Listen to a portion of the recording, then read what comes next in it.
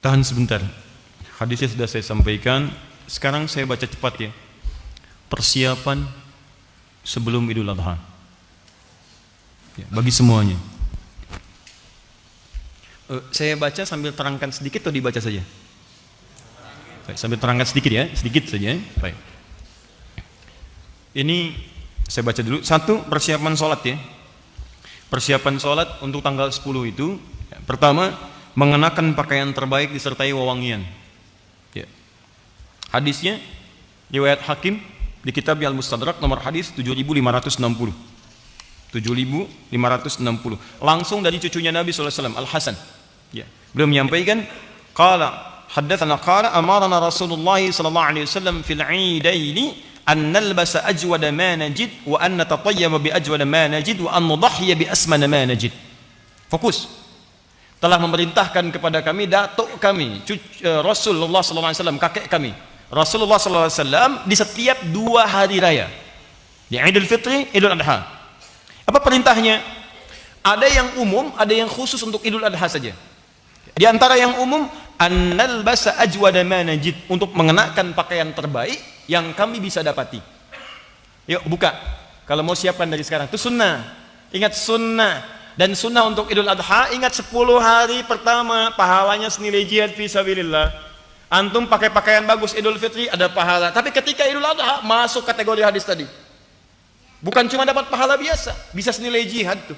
Cari pakaian terbaik. Kalau bisa ikhtiar dari hari ini. Bismillah. Ya, tidak harus mahal, yang paling halal. Yang paling halal. Cari yang terbaik, yang paling halal. Bismillah, dapati itu. Kenakan. Wa anna tatayyaba bi ajwada ma najid, kenakan wewangian parfum untuk laki-laki. Sunnah. Kalau ingin bertambah lebih saat mau salat bawa lagi parfumnya. Ya, Timur Tengah itu biasa. Ya, sampaikan. Ada niat ikhlas dibagi. Ya, sampaikan, pakai, tebarkan lagi, pakai.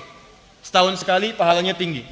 Pahalanya tinggi. Kemudian nah ini dia wa an nudhhiya bi asmana ma najid. Dan Rasulullah SAW memerintahkan pada kami untuk menyembelih berkorban dengan yang terbaik yang mampu kami dapatkan. Caranya begini caranya. Ya.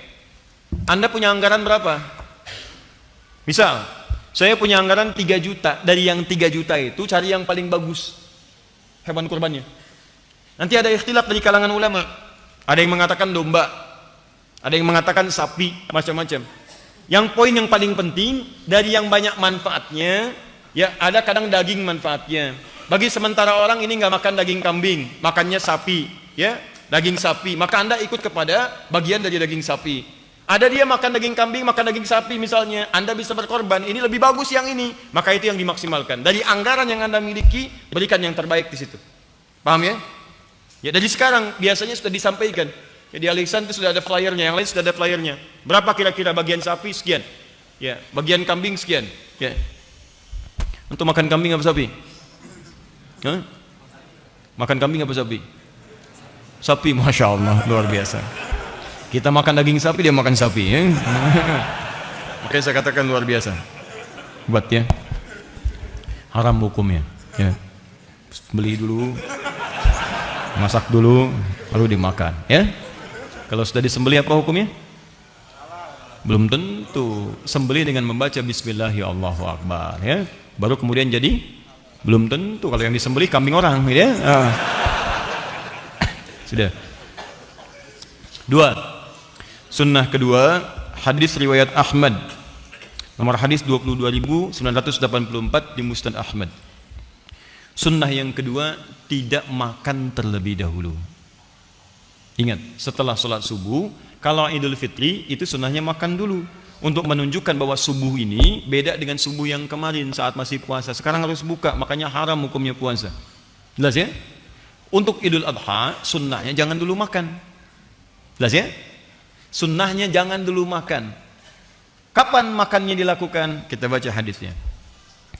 Karena Rasulullah sallallahu alaihi wasallam la yaghdu yaumal fitri hatta ya'kula wa la ya'kulu yaumal adha hatta yarji'a fa ya'kulu min udhiyatihi. Adalah kebiasaan Rasulullah sallallahu alaihi wasallam, beliau makan dahulu saat akan menunaikan Idul Fitri. Ba'da subuh makan, berangkat Idul Fitri. Tapi saat Idul Adha beliau tidak makan terlebih dahulu hatta yarji'a. Hatta yarji'a. Lihat sini. Hatta harful ghayah, menunjuk pada tujuan. Ghayatun. Ya. Misal, ana urid adhhab ila Jakarta hatta al-Istiqlal. Saya pengen pergi ke Jakarta sampai ke Istiqlal. Tujuan paling akhirnya Istiqlal. Jadi kalau sudah ada hatta, ini menunjukkan sampai ke tujuan. Ya. Sampai pulang, tujuannya ke pulang. Dari sholat Id. Jadi kalau sudah selesai sholat, mendengarkan khutbah Idul Adha, Anda pulang. Baru sunnahnya Anda makan. Tapi ingat yang paling menarik adalah dalam kalimat pulang itu diikutkan fi'il mudhari nih. Ini yang paling indah. Ada ya di depan kata kerja artinya. Yarji'a, hatta yarji'a. Ya ini menunjukkan 3 makna, 3 arti. Kalau dalam bahasa Inggris present, continuous, dan future. Ya. Sekarang, kini, terus berlangsung, continuous, terus, atau future yang akan datang. Kalau diartikan konteks ini, sampai pulang, bisa diartikan sampai pulang itu dalam konteks pakai ya ini, sekarang, sedang pulang. Maksudnya belum sampai rumah nih. Ya, di perjalanan misalnya Anda lapar. Kalau yang penting sudah meninggalkan tempat, di jalan Anda lapar, silakan makan. Kalau Anda sholatnya dekat rumah, komplek Al Ihsan ini, PTM, PJS, kemudian Greenview, sholatnya di lapangan depan sini. Begitu selesai nyampe rumahnya dekat. Tapi kalau antum dari Bekasi sholatnya di Istiqlal, ya belum tentu cepat nyampe rumah. Di jalan misalnya sudah terasa lapar, ya boleh antum makan di jalan, tidak ada masalah. Tidak ada masalah, silakan. Ya, jadi tidak apa-apa bekal misalnya di mobil, kemudian jangan makan dulu sampai selesai sholatnya, dengarkan khutbah Idnya, pulang misalnya di jalan sudah mulai terasa. Apalagi misalnya buka siaran radio, status sudah mulai muncul, gambar-gambar bertebaran, sedang makan ketupat, ya, dan sebagainya. Sementara Anda belum nyampe rumah. Ya, miss call sudah banyak, status sudah dibuat. Ketupat hari ini rasanya begitu pahat, ya kan? Antum belum makan, merasa nggak enak. Jangan tunggu sampai kemudian nyampe rumah. Boleh sekarang, silahkan nikmati. Yang penting status pulang. Udah selesai. Jelas? Di jalan boleh bekal. Ya, awas jangan dilarang. Anak-anak Anda mungkin ikut ke Istiqlal. Usia 6 tahun, 7 tahun, mah lapar mah, tahannya nak ya. Ini sunnah sampai rumah. Sunnahnya boleh makan. Atau misalnya terus berlangsung, mau dekat ke rumah, lapar banget gak bisa tahan, boleh. Atau sampai di tujuan, sampai di rumah, silahkan makan. Tidak ada masalah. Mana ambil yang paling mudah. Ya, adapun sunnah Nabi kalau bisa dilakukan, ya, hatta yarji'a fayakulu min udhiyatihi, sampai pulang ke tempat tujuan, kemudian yang pertama beliau makan adalah hasil sembelihannya. Hasil sembelihan. Jadi kalau mau makan yang lebih sunnah lagi, pertama kali dicicipi adalah daging hewan kurban yang telah kemudian disembelih dan telah dimasak terlebih dahulu. Ya. Awas jangan salah mengartikan. Anda baca terjemahan, oh Nabi makan adalah hasil sembelihannya. Masya Allah, sunnah Nabi sembelih. Bukan begitu ya, masak dan seterusnya. Paham ya? Jadi sunnahnya jangan dulu makan, begitu Anda lakukan berpahala. Yang kedua, siapkan makanan untuk pulang. Dan kalau bisa, kemudian yang pertama dimakan adalah hasil sembelihan yang telah dimasak terlebih dahulu. Makanya nanti, kenapa disebut udhiyah dari kata duha? Kalau bisa waktu duha itu, mohon izin teman-teman, itu sudah menyembelih. Nanti kita akan lihat bedanya Idul Fitri dengan Idul Adha. Kalau Idul Fitri agak longgar sholatnya, jam 7 boleh. Karena orang berangkat itu ada yang makan dulu. Tapi kalau sholat Idul Adha jangan kelamaan. Syuruk itu udah dimulai. Sholat. Ya, jadi begitu naik masyrik, lewat satu tombak udah lewat. Ya, kalau sekarang udah 6 lewat 2 menit. 6 lewat 2 menit. Boleh geser dikit 6.15 misalnya. Sunnahnya tuh langsung sholat mulai. Sehingga setengah 7 udah bisa motong. Dari motong ini ada sebagian yang dimasak dan sebagainya, kemudian Anda bisa nikmati. Kenapa disebut udhiyah? Disembeli di waktu duha. Di awal duha itu kalau bisa nyembeli. Jelas ya? Jangan terlampau lama. Anda kerjakan Idul Adha misalnya sholatnya jam 7, itu kelamaan. Itu sunnah. Ya, awas hati-hati, kelihatan sederhana tapi penting. Kemudian minas sunnati an takhruja ila al-'idi masyia, termasuk sunnah berangkat ke tempat ini dengan berjalan. Berjalan. An Ibnu Umar annahu kana yakhruju fil 'idaini min al-masjid fayukabbiru hatta ya'ti al-musalla. Berjalan sambil takbir. Sunnah. Bil takbiran. Bahkan masuk nanti hari Ahad, Ya, tanggal 1 sampai ke tanggal 10 itu boleh bertakbir. Kalau Idul Fitri itu nanti di akhir-akhir dia Ramadan. Begitu sudah selesai akhir Ramadan, maghrib datang, kemudian muncul awal Syawal, Anda bertakbir. Tapi kalau Idul Adha, Anda bisa mulai dari tanggal 1 Dzulhijjah. Allahu Akbar, Allah, untuk diri pribadi boleh. Ya, tapi kalau Anda ingin berjamaah macam-macam, ingin lebih keras lagi, silahkan. Kapan waktunya? Saat Anda mulai berangkat itu di awal-awal Idul Adha, setelah salat subuh, boleh, silahkan. Ke tempat salat, boleh. Itu sunnah. Teman-teman sekalian, saya tegaskan ya sekali lagi. Beribadah di negeri kita, alhamdulillah, itu dilindungi oleh undang-undang. Jadi kalau kita bertakbir, itu undang-undang menjamin. Pasal 29 ayat 2. Negara menjamin kemerdekaan tiap-tiap penduduk untuk memeluk agamanya masing-masing dan beribadah menurut agama dan kepercayaannya itu. Dijamin oleh negara. Di takbir bagi kita itu ibadah. Idul Adha itu ibadah. Takbir dalam Idul Adha itu paketnya ibadah. Jadi kalau malam-malam pengen takbir, dijamin undang-undang. Kalau ngelarang takbir, dia melanggar undang-undang. Boleh, silakan, hidupkan, ramaikan, itu syiar. Itu syiar, perkenalkan kalimat Allah dengan cara-cara yang baik. Allahu Akbar, Allahu Akbar. Dan saat berangkat sholat, keluar. Kalau bisa kompak deh. Teman-teman ke satu tempat, keluar bareng-bareng. Itu luar biasa syiarnya. Begitu keluar sama-sama, Allahu Akbar, Allahu Akbar. Datang ke satu tempat, itu suasana keislamannya akan terasa lain. Saya perhatikan itu jarang dipraktikkan. Keluar biasa aja, bahkan ngobrol. Kamu kurban berapa? Sapi. Kamu unta? Masya Allah. Unta dari mana? Unta yang mirip sapi, namanya si unta. Cuma ngobrol nggak ada karuan. Kenapa nggak takbir jalan? Itu sunnah. Pahalanya besar. Pahalanya bisa sendiri dengan jihad. Perangkat bareng. Jalan sambil berjalan. Nah, jalan yang dimaksud ini jika tempat sholatnya dekat dengan kediaman antum. Sholatnya di depan sini di lapangan, tinggalnya di sana, jalan. Tapi kalau antum tinggal di Bekasi pengen sholat ke Istiqlal, jangan maksa. Begitu sholat subuh jalan ke Istiqlal, nyampe sana bubar. Baik. Karena Nabi sallallahu alaihi wasallam idza kharaja ila al-'idain raja'a fi ghairi at-tariq alladhi kharaja fihi. Pulang ngambil jalan berbeda. Misalnya jalan ini dari sini, pulangnya lewat jalan yang lain. Apa faedahnya? Pertama, supaya kalimat takbir menyebar. Semua orang mendapatkan bagiannya. Yang kedua, bagian dari silaturahim. Begitu lewat, melewati rumah berbeda. Ya, bisa bermusafahah, bisa menyebarkan kebaikan dan sebagainya. Bahkan mungkin tetangga Anda non-muslim lewat, tebarkan kebahagiaan. Sampaikan, ya. Ajak, ada risalah di dalamnya. Allahu Akbar lewat, salami dia walaupun dengan senyuman, berangkat lagi dan seterusnya. Itu dakwah. Jika memang ada alternatif untuk jalan yang berbeda. Kalau jalannya buntu, jangan maksa. Saya serius.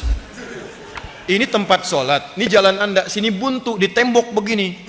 Jangan maksa. Begitu selesai mau naik tembok. Wah. Apalagi ngapain? Sunnah Nabi. Wah, sunnah Nabi. Dia yang salah, Nabi yang jadi sasaran. Penunaian sholat dilangsungkan di awal waktu, di waktu yang luas dari proses penyembelihan hewan kurban. Jadi tolong dilakukan ya. Dari Jundub inda Ahmad Ibn Hasan al-Banna fi kitab al-Adhahi qala kana an-nabiy sallallahu alaihi wasallam yusalli bina yaum al-fitri wasyamsu ala qaidi ramhin wal adha ala qaidi ramhin. Nabi itu kebiasaannya mengimami kami kalau Idul Fitri 2 tombak. Tadi ada jeda. Kalau Idul Adha matahari 1 tombak. 1 tombak itu ukuran salat syuruk. Sekarang jam 6:02 sudah syuruk. Apa itu syuruk? Matahari melewati masyrik. Apa itu masyrik? Tempat terbit. Di begitu terbit, di posisi terbitnya terlarang ibadah. Begitu lewat dari situ, pergeserannya disebut dengan isyraq. Posisinya disebut dengan syuruk. Kalau sudah syuruk, itu masuk awal duha. Nabi biasa mengimami di awal duha. Sunnah Nabi, Anda kerjakan persis seperti itu, pahala buat Anda. Jelas ya? Jadi kalau bisa teman-teman DKM untuk Idul Adha, berikan selebaran. Sampaikan kita akan sholat di awal waktu lebih awal. 6:04 sholat selesai, khutbah nggak usah terlampau lama ya, 6:30, 6:45 selesai. Begitu selesai sembelih, 7:04 sembelih, jam 10 selesai, 11 selesai, tuntas itu. Bahkan hewan pertama sembelih sudah selesai masak dan sebagainya, bisa makan lebih awal. Sunnah Nabi ya. Kelihatan sederhana tapi ini penting dan ini akan berdampak pada bagian-bagian yang lainnya. Dilangsungkan di tempat luas dan terbuka kecuali ada halangan, lapangan ya. Karena yang datang bukan cuma orang sholat. Perempuan-perempuan yang haid boleh datang walau dia tidak sholat. Maaf ya, walau dia tidak sholat. Kalau nggak punya jilbab, berikan, bantu. Saya bacakan hadisnya. An Abi Sa'id Al-Khudri radhiyallahu ta'ala anhu qala kana Rasulullah sallallahu alaihi wasallam yakhruju yawmal fitri wal adha ila al-musalla fa awwalu shay'in yabda'u bihi as-salat thumma yansarif fa yaqumu muqabila an-nas wan nasu julusun 'ala sufufihim fa ya'idhuhum wa yusihim wa ya'muruhum fa in kana yuridu an yaqta'a ba'than qata'ahu aw ya'muru shay'in aw amara bihi thumma yansarif. Pertama, Nabi senantiasa memimpin masyarakat menunaikan salat, itu tidak banyak bertele-tele. Ya, mengumumkan iya salat, berangkat ke musalla. Musalla itu tempat lapangan luas. Kalau ada kendala, hadis berikutnya dari Abu Hurairah, seperti hujan dan sebagainya, diarahkan ke tempat kemudian yang ada naungannya, seperti ke masjid dan sebagainya. Ingat, yang disebut musalla itu tempat luas. Kalau masjidnya lebih luas daripada lapangan, salatnya di masjid. Misal Masjid Nabawi, Masjid Nabi, lebih luas dari lapangan di sana, maka salatnya di masjid. Masjid Al-Haram lebih luas dibandingkan dengan lapangan yang ada, salatnya di situ. Kalau masjid antum tidak menampung jamaah, ya terlebih ada kalangan yang tidak salat misalnya yang lain, maka lapangan digunakan. Tapi kalau hujan, maka kembali beralih ke masjid. Jelas? Kemudian Nabi melangsungkan khutbah, kalau ingin memerintahkan sampaikan perintah. Kalau ingin menegaskan larangan sampaikan larangan, tidak bertele-tele. Setelah selesai beliau tutup dengan salam, kemudian tutup dengan doa, selesai itu baru kemudian bergegas untuk menunaikan penyembelihan. Tahan. Memasang sutrah depan imam ya. Ingat, depan imam sebagai gambaran saf yang tidak boleh dilewati, itu sudah pernah saya terangkan. Sunnah bersedekah boleh. Ya, sunnah bersedekah. Jadi kalau ada nanti dalam konteks Idul Adha sebelum salat atau setelah salat Anda ingin edarkan kata infak, itu boleh. Sunnah bersedekah ya. Hadis yang disampaikan dari Ibnu Abbas radhiyallahu taala anhuma. Ya. Thumma atan nisa wa ma'ahu Bilalun fa amarahunna bis sadaqah faja'alatil mar'atu tulqi kharsaha wa tulqi sikhabaha. Dalam konteks kemudian beliau berkhutbah, ya ada dalam keadaan tertentu Bilal diperintahkan untuk berputar mengumpulkan sedekah. Ya, maka ada kemudian yang mengumpulkan dengan antingnya, ada pula memberikan kalungnya. Jadi perempuan-perempuan ada yang sampai bersedekah pada saat itu. Jadi sunnah boleh. Di dalilnya kalau ada yang bertanya kenapa ada yang sebelum sholat lewat pakai kantong, ada yang pakai kotak dia jalan begini, itu bukan mobil-mobilan tuh ya, jalan geser-geser, bukan begitu. Itu sunnah ya. Jadi dari sekarang siapkan, boleh Anda kemudian isi. Saya agak cepat di bagian yang terakhir. Maaf, penunaian salat Idul Adha tidak diawali dengan adzan maupun iqamah. Jangan terlampau soleh ya. Jadi nanti pas bangun salat enggak usah adzan, enggak usah qomat. Termasuk kalau salatnya ditunaikan di lapangan, itu tidak ada tahiyat lapangan. Ingat, tidak ada tahiyat lapangan, yang ada tahiyatul masjid. Ya, kalau di masjid silakan tahiyatul masjid, tapi kalau di lapangan tidak perlu tahiyat lapangan. Ya, jelas ya? Jadi duduk saja, datang langsung duduk. Jelas? Kalau ada kotak langsung isi untuk sedekah. Tayyib. Menunaikan salat sebanyak 2 rakaat selanjutnya sudah dipahami dengan baik, dan pada akhirnya saya ingin sampaikan, insyaallah semua materi yang disampaikan termasuk hikmahnya, apa kesan Idul Adha itu. Maaf, terakhir saya ingin tutup sebelum kita berpisah dalam taklim malam hari ini. Ingat baik-baik, setiap datang Idul Adha tidak hanya terkait dengan evaluasi diri, kemudian juga dengan ibadah kurban, tapi ada perbaikan evaluasi keluarga. Pesan saya, tolong Anda cermati kembali tentang perjalanan kisah Nabi Ibrahim dengan keluarganya.